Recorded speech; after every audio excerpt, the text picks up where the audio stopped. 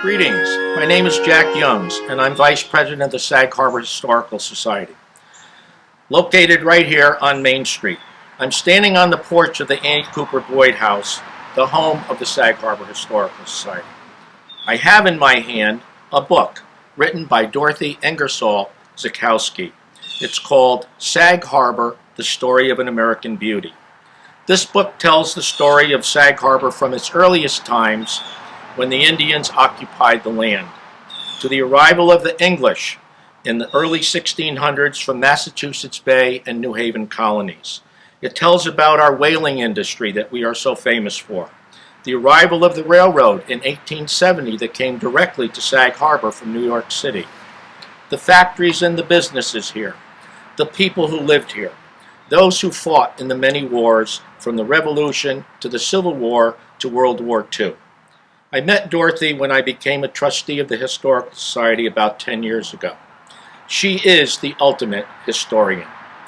So whether your family has been here for generations like mine, or whether you are a newcomer who has recently purchased a new home, this is the book for you.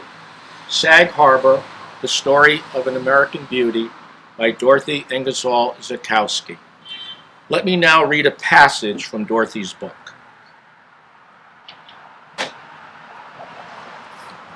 A description of the village in 1875. Sag Harbor is delightfully situated on Peconic Bay, near the narrow channel which connects it with Gardiner's Bay. It was once a thriving town, but today it is dead, dully and dreary. Like Nantucket, it rose and flourished and fell with the whale fishery. 15 or 20 years ago, 70 whaling ships were owned here, and the streets of the town were alive with jolly whalers, some about to sail for the far-off fishing grounds, others just in from a 3-year cruise laden with gold and silver, and boiling over with anxiety to get rid of every penny of their hard-earned wealth. Businesses of all kinds were brisk, and fortunes were rapidly being made in the village. Then the population of the town was 4,000. Now it is barely 2,000. Then it contained 2 large cotton factories, 2 clock factories, large shoe shops, and flour mills, and the cooperage business employed hundreds of men. This is the book that everyone should have on their shelf, a book for a reference or to read about the entire history of the village that you are now living in. Happy reading to you all.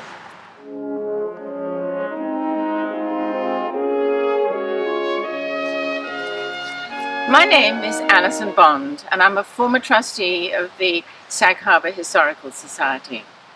I want to talk about a very exciting project that Dorothy Zaykowski brought us in about 1990.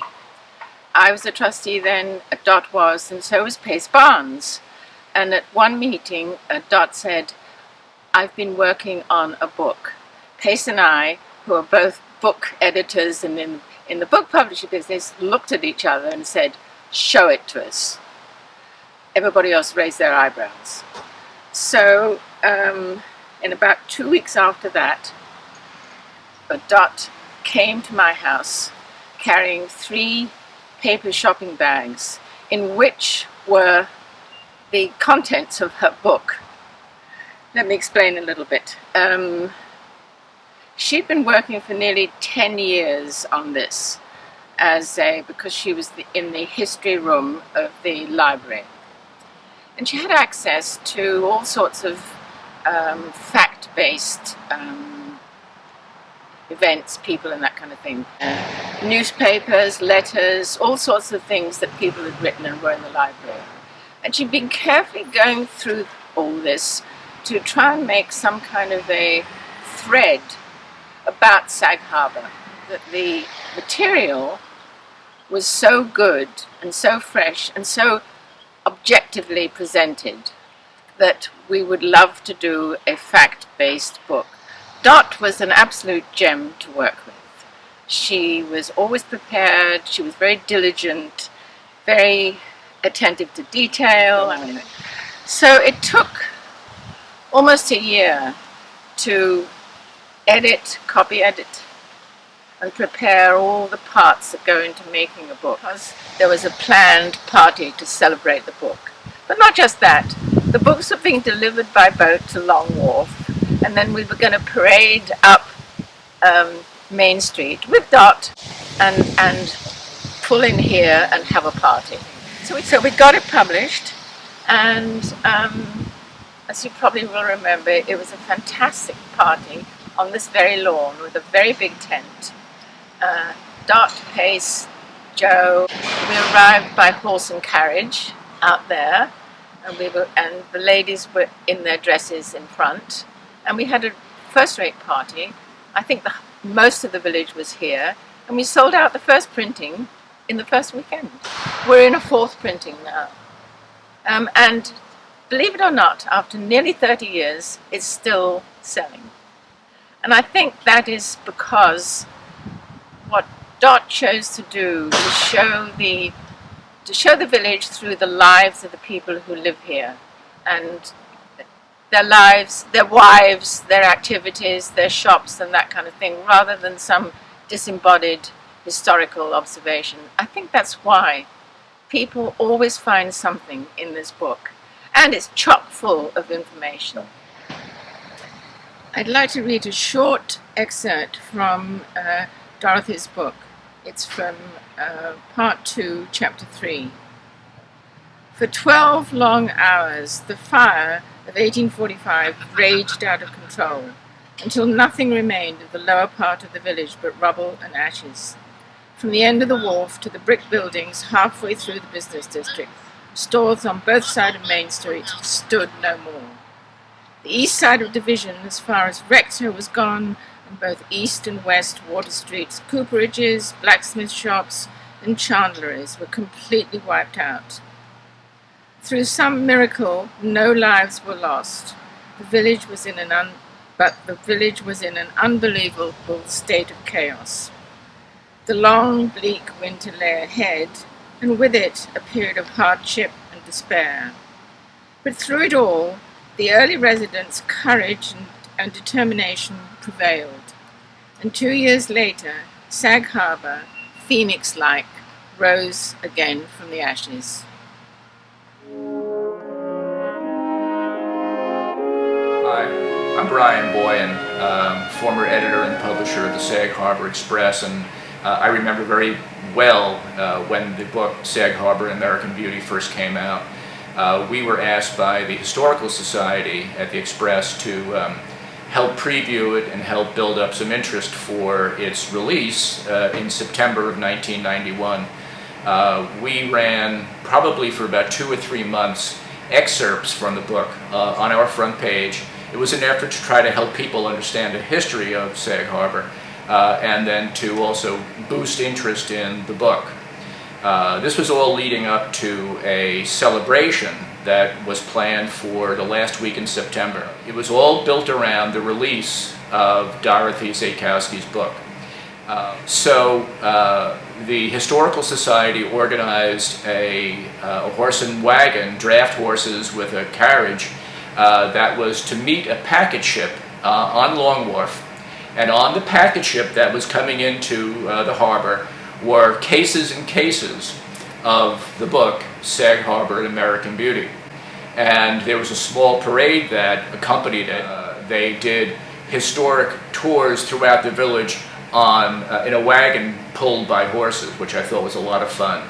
Community band, of course, played, and there was partying, and it was a whole weekend long of festivities. The book itself has been extraordinarily valuable to me, certainly, as the editor of the newspaper. It's the chief reference book for Sag Harbor for understanding its history. The book really kind of reads in many ways like a good adventure novel, because Sag Harbor has such a rich and robust history. And this is a piece, a mutiny on the whale ship Oscar. Sag Harbor, of course, has a spectacular whaling history. And this particular piece has to do with a mutiny on this whale ship that was captained by Isaac Ludlow. The mutiny appeared to grow out of the drunkenness on the part of the crew, who managed to smuggle 6 bottles of rum on board during the captain's absence, while the vessel was lying off the coast of Brazil on August 18, 1845. The captain went ashore, and shortly after, 2 of the 3 prisoners stripped themselves to swim ashore, contrary to the mate's repeated orders. The captain, when returning, picked up one of the prisoners and brought him back to the vessel. Captain Ludlow reprimanded the men for their misconduct and ordered them to go below. One of the prisoners, however, continued to talk about it and went aft, grumbling. Baker and Curtis, the man who was shot, told him to go ahead and they would back him. And upon this, Captain Ludlow, seeing there was a disposition to mutiny, went below, loaded a gun, returned to the deck, and summoning the crew, directed all who were with him to come aft. There's a lot more to the story, which is in Sag Harbor and American Beauty. And like so many other stories, it tells a great picture of this wonderful village.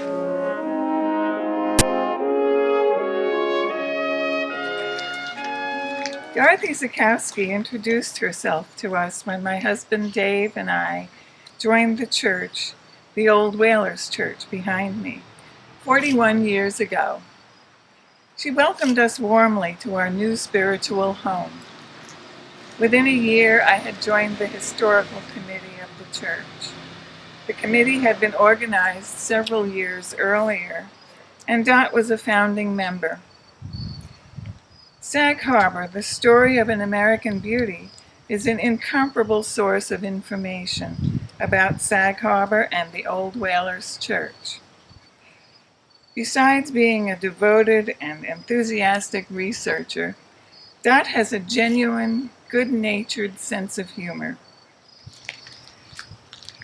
As our church committee is involved in research about our own church and the development of religion in Sag Harbor, I chose this passage which I come upon very often. It's about building churches. Apparently, the early settlers of Sag Harbor were not overly zealous when it came to religion, for although the settlement started its gradual growth in the late 1730s, 3 decades passed before there was any thought of building a church. In reality, it was a meeting house, not only used for church services, but also for town meetings, concerts, and any other community event that required a large room. So moving on to 1844, the church behind me was dedicated on May 16th of that year. And this is another quote from Dot. When Reverend Joseph Kopp preached the dedication sermon on May 16, 1844, the church was filled with 1,000 people. Several whaling vessels due to leave Sag Harbor on that day were allowed to remain in port an extra day so the men could attend the service and receive the pastor's blessing. So as you can see, by that time, religion was established in Sag Harbor. Also a quote from Dot in the epilogue to this book. Hopefully you have enjoyed reading and learning about Sag Harbor, a village that is small in size, but abounding in history, a village that is truly an American beauty.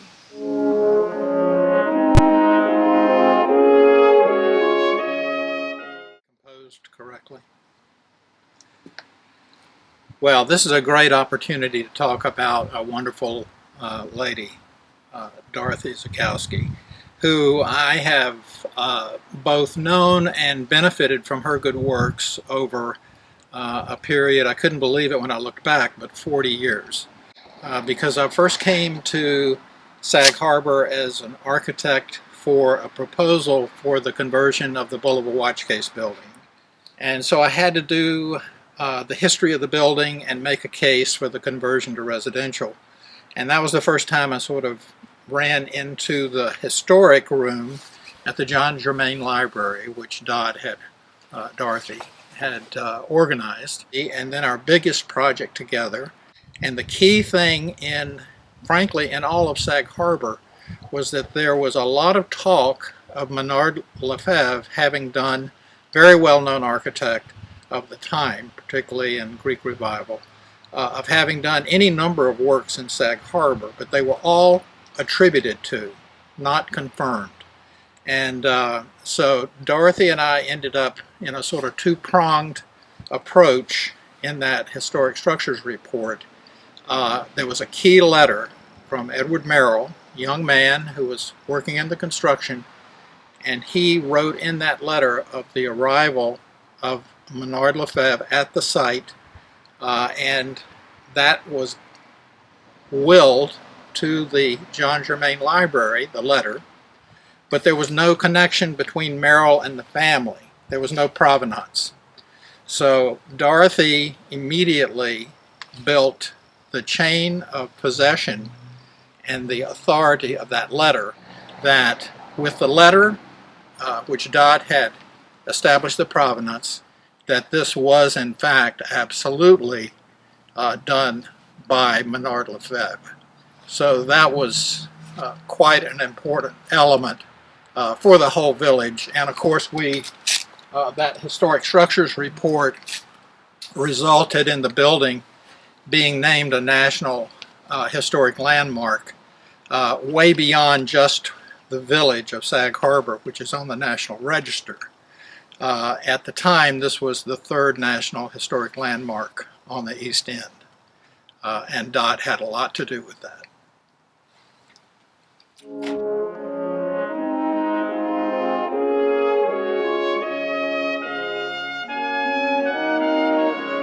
My name is Barbara Schwartz. I was asked what I liked about Dorothy Zaykowski's book, Sag Harbor and American Beauty, and I said, everything. It's a treasure trove of information. On page 193, it reads, as each new settlement on Long Island grew into a village or town, it became necessary to secure a piece of land for a burying ground. Early on, when a family member died, it was a common practice to bury them in a family plot on their property, often in the backyard. As the population grew, it was no longer practical to continue with this custom. Property divisions were small, with no space for individual cemeteries. It was time to open a community burying ground.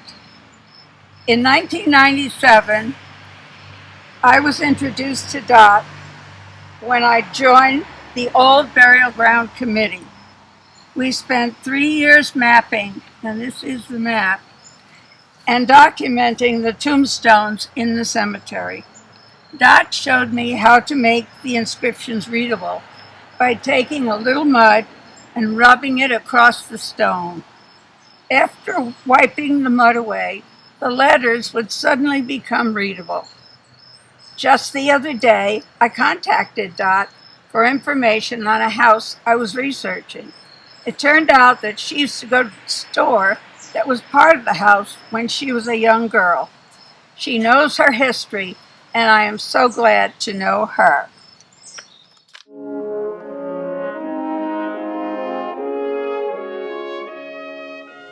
Hi everyone, I'm Andrea Meyer. I'm the current head of the Long Island Collection at the East Hampton Library, and I am the former board member of the Sag Harbor Historical Society, and I'm here to tell you a little bit about how I met Dorothy Zaykowski. I've known her my whole life, but I really got to know her as a historian and a local history enthusiast when I was about 11 years old, and I wandered into the old burying ground here, trying to find out if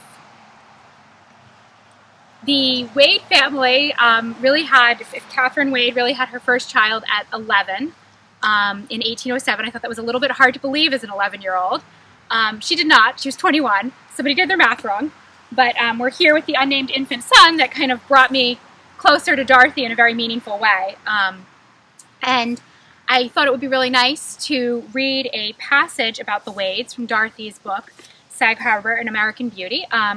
The American Beauty book is the go-to book that I give anyone who comes into the collection looking for Sag Harbor history. It is one of the best resources available to learn about Sag Harbor history. In the early 1800s, Benjamin Wade owned a shipyard where both whaling vessels and schooners were built. Among them were the Marion, Storm, Sierra Nevada, and San Diego. Captain Jared Wade sailed around the Cape to California in 1849 during the gold rush. The ship was considered one of the swiftest vessels afloat. Oliver Wade described his Uncle Benjamin's shipyard as a marvelous place for a boy to spend his idle hours. And Dorothy found an outstanding description from Oliver of his uncle's shipyard. It's on page 113, and I invite you all to go and read it and connect with Sag Harbor history in the Wades.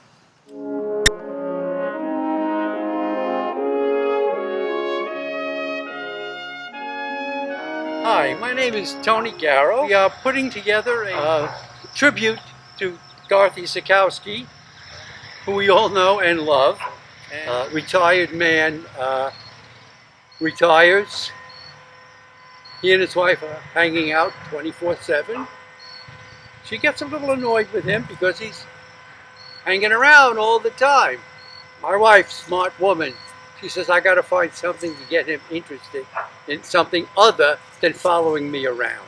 So the first Christmas we were there, it was in 1997, she bought me a book. Wrapped it up nice. Sag Harbor, the story of an American beauty, Dorothy Ingersoll Zaykowski. I'd never heard of the book, I'd never heard of Dorothy. I read the book and I was like completely mesmerized. I took the book and I said, this is Sag Harbor? And I started to explore Sag Harbor through the book.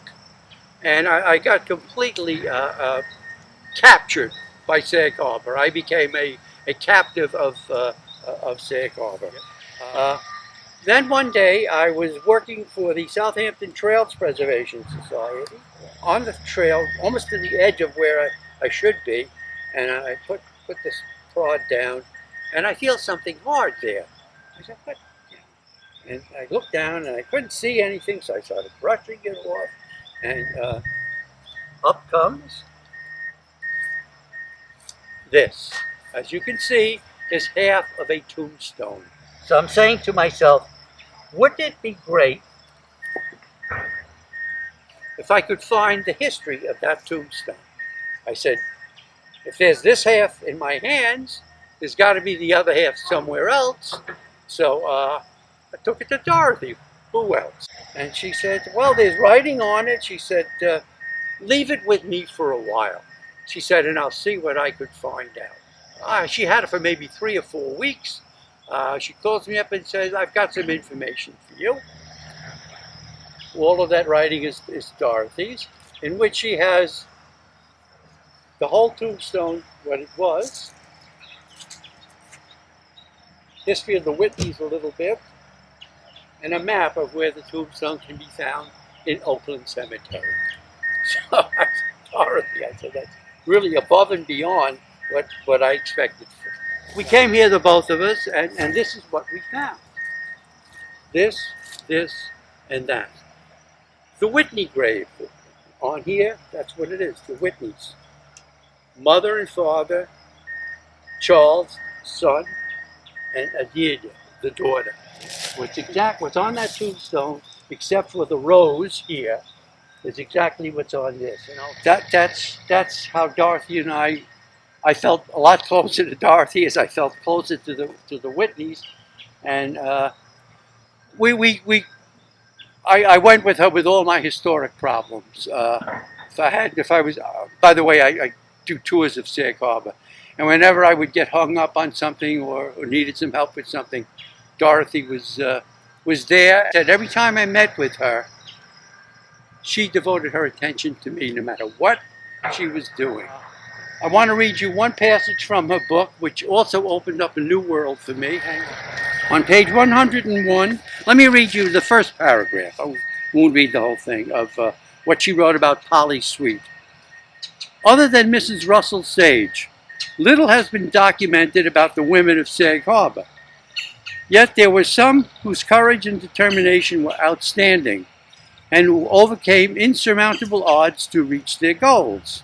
One such woman was a real pioneer and had the distinction of being the first woman from New York State to cross the Great Plains to the Pacific coast by prairie wagon in 1844-45.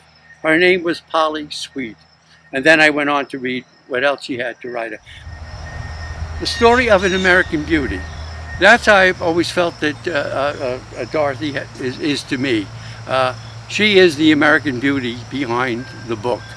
And I will always be grateful for her. Thank you. Hi, I'm Jean Held, a former board member of the Sag Harbor Historical Society. First time I met Dorothy, we were in the Long Pond Greenbelt where our paths crossed. She was hunting for Indian arrowheads, and I was hunting for mushrooms.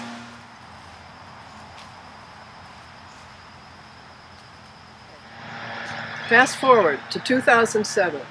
We are both on the board of the Sag Harbor Historical Society. Dorothy and I are hunting again, but this time together. Hunting for a detailed history of Trout Pond, this popular Noyak swimming hole and historically famous gristmill pond. I had studied Annie Cooper Boyd's old paintings of Trout Pond and wondered where all the buildings she had pictured around the pond had gone. The best place to start a search is Dorothy Zaykowski's book, Sag Harbor, the American Beauty. We learned a forest fire in 1944 burned any remains of the summer resort at the south end of the pond and the Miller's family home. It was clear that evidence of Trout Pond history had washed away and what remained was finally burned.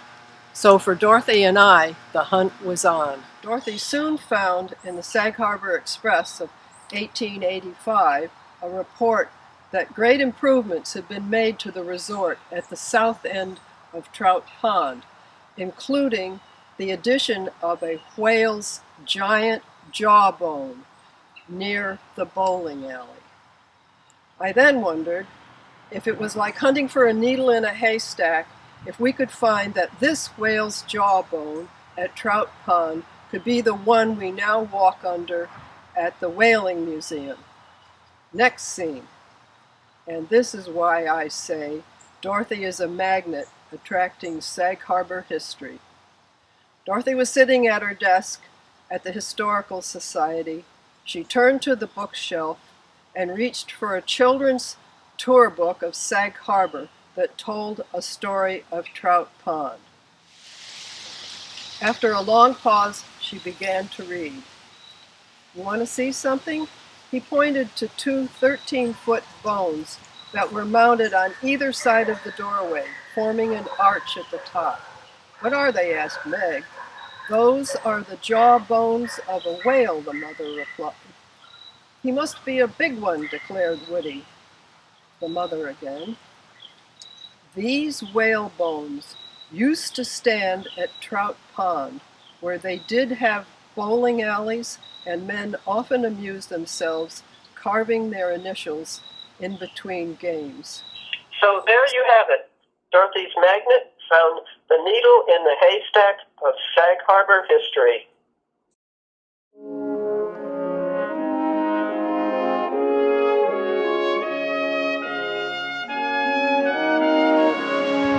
Hi, I'm Kathy Creedon, Director of the John Germain Library in Sag Harbor, New York, which opened on October 10, 1910, as a gift from Mrs. Russell Sage, Margaret Olivia Sage, the great philanthropist. Mrs. Sage was present for the occasion when the library first opened its doors to the public. After a prayer of dedication by Reverend William T. Edds of the Presbyterian Church, Mrs. Sage took out the first book. During the first month, 3,868 books were borrowed, and at the end of the first year, 52% of the village population had become members. Olive Pratt Young was hired and became John Germain's first librarian. The library grew and soon became not only a place that provided reading material, but a place where lectures, exhibits, and events were held.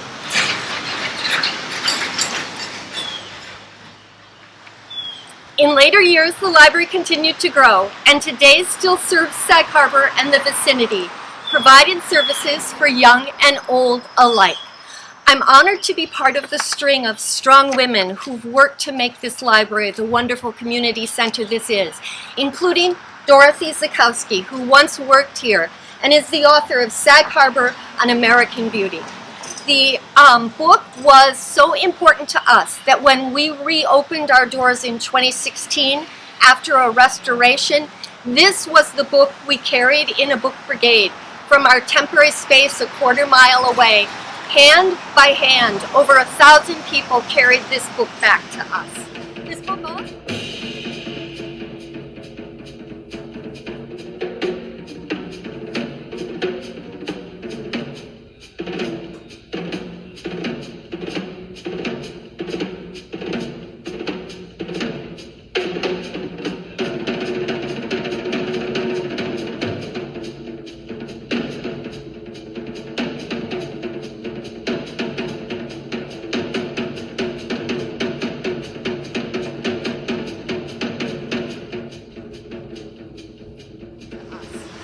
also has the honor of being the most stolen book from our collection and the book that we need to replace the most often. So Dorothy, here's a shout out to you for all the gifts you've given to me and the people of Sag Harbor.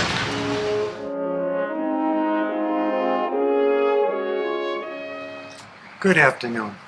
Joseph Zaykowski Jr. here, son of Dorothy Ingersoll Zaykowski, author of The American Beauty and The Early History of North Haven. Local history and art is in my mother's DNA, beginning with her grandfather, Lafayette Laquillere, who painted numerous local scenes, mostly during the turn of the last century. I believe his local interest and artistic talent inspired my mom to follow in his footsteps. Mom always enjoyed local people and their tales, and I believe she felt compelled to share these stories with others who see Sag Harbor more than only fine restaurants and a place to be for social gathering. Local history, art, archaeologists, stories, and of course, author, that is my mom. Mom spent decades spending thousands of hours to get the facts for her American Beauty. Newspapers, town records, microfilm, previous books and documents, which were cross-referenced to obtain information as accurately done as she could possibly do. That was Mom's mission. No computer. Mom is not a folk historian. She is a true historian who needs to get things right. The American Beauty is a reflection of who my mom is. The American Beauty is the pulse of Sag Harbor, the Bible of early Sag Harbor. It is the foundation and roots which connect us to our past. To me, the greatest tribute to Mom in her American Beauty was the passing of the book through the hands of Sag Harbor residents during the rededication of the John Germain Library. During the celebration, as I sat upon the front steps of the library with Mom, I couldn't have been any prouder of she and her American Beauty, which brought the whole community together. That is my mom. Historically yours, Joe Zaykowski Jr., son of Sag Harbor's American Beauty, my mom.